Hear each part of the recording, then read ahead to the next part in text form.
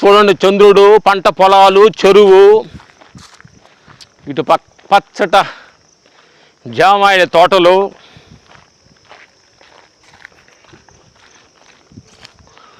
ఈ ప్రకృతిలోనే భాగమే. అవి ఎంత ఆనందంగా, ఎంత హ్యాపీగా ఉండి, మనం ఎందుకు నా మిత్రులారా చిన్న చిన్నాటికి కుంగిపోయి చిన్న చిన్నాటికి బాధపడుతూ ఏడుస్తూ ఉంటారు. ఈ అనంతమైన విశ్వంలో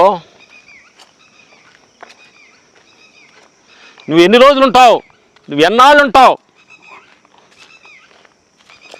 ఈ ప్రపంచం అనే నీ నాటకంలో నీ పాత్రని హ్యాపీగా ఎంజాయ్ చేయి. ఏ పాత్ర ఇచ్చినా నీది. ప్రేమతో పోషించు, ప్రేమతో పోషించు. తను ఇష్టంగా ఆ పాత్రని యాక్సెప్ట్ చేయి. పాత్రను ఆస్వాదించాలి. అది నీకు లేని పాత్ర కావచ్చు, నువ్వు అపజయమైన పాత్ర కావచ్చు, నువ్వు లాస్ అయిన పాత్ర కావచ్చు, నీకు లాభం వచ్చే పాత్ర కావచ్చు, నువ్వు కోటేశ్వరుడు పాత్ర కావచ్చు,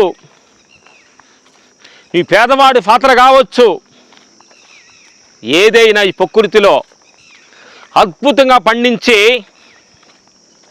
స్టేజ్ దిగని నా మిత్రులారా,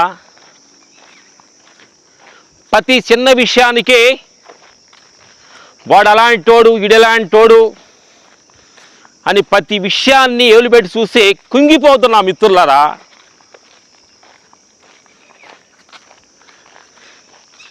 ప్రపంచంలో నీకంటే లాస్ అయిన వాళ్ళు చాలామంది ఉన్నారు, నీకంటే చాలా అవమానం అయిన వాళ్ళు చాలామంది ఉన్నారు. అందరూ బతుకుతున్నారు. చూసుకోండి నా మిత్రులారా, ప్రకృతి వలలో ప్రతి క్షణం ఎనీ పాత్ర ఏమిచ్చినా, ముసలితనం ఇచ్చినా, ముసలితనం నడవలేని పాత్ర నీకు ఇచ్చినా, ఆ క్యారెక్టరేషన్ని, ముసలితనాన్ని, వృద్ధాప్యాన్ని ఎంజాయ్ చేయి. అయ్యో నా కాళ్ళు నొప్పుల్లో ఉండి, అయ్యో నేను తినలేకపోతున్నాను, అయ్యో నేను చూడలేకపోతున్నాను, బాధపడొద్దు. నీది కళ్ళు లేనప్పుడు, కనిపించినప్పుడు కళ్ళు లేని పాత్ర నీది. నడవలేనప్పుడు నడవలేని పాత్ర నీది. తింటే అరగలేనప్పుడు అరగలేని పాత్ర నీది. ఏ పాత్ర వచ్చినా మంచం మీద పడుకున్న ఆ క్యారెక్టరేషన్ పోషించుకుంటూ, మొక్కలో చిరునవ్వు, వచ్చిన ప్రతివాడిని దీవిస్తూ ఆనందంగా దేహాన్ని వదలాలి తప్ప వాడు అలాంటోడు, ఈడు అలాంటోడు అని టైం వేస్ట్ చేసుకోవద్దు నా మిత్రులారా. అందరూ మంచోళ్ళు. ఈ ప్రపంచంలో చెడ్డవాళ్ళు ఎవరు లేరు. అబ్బాబ్బా, సూర్యుడు, ఉదయిస్తున్న సూర్యుడు, చెరువు పక్కన నడుస్తుంటే ఎంత అద్భుతంగా వచ్చిన నా తల్లితోటి మాట్లాడుకుంటున్నాను నేను. అందుకని ఈ ప్రపంచంలో ఎనీ క్యారెక్టరేషన్స్,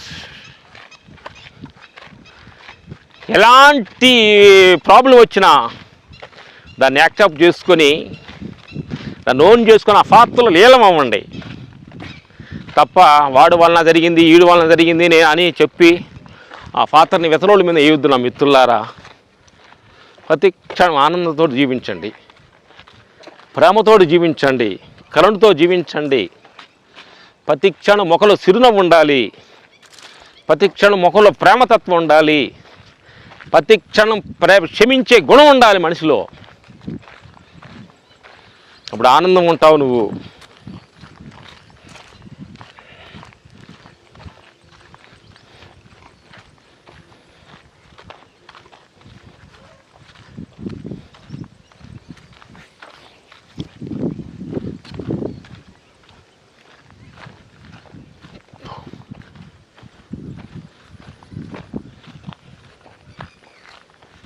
అందుకని అప్పుడప్పుడు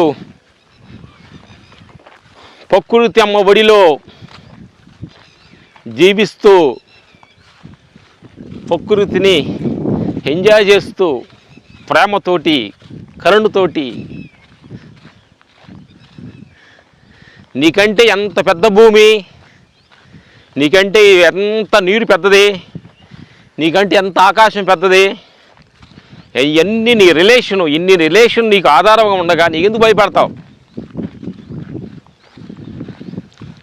ప్రపంచంలో దేనికి భయపడాల్సిన అవసరం లేదు, ఎవరి నుంచి భయపడాల్సిన అవసరం లేదు. ఓన్లీ భగవంతుడి నుంచి భయపడు. సత్యాన్ని తెలుసుకోండి నా మిత్రులారా.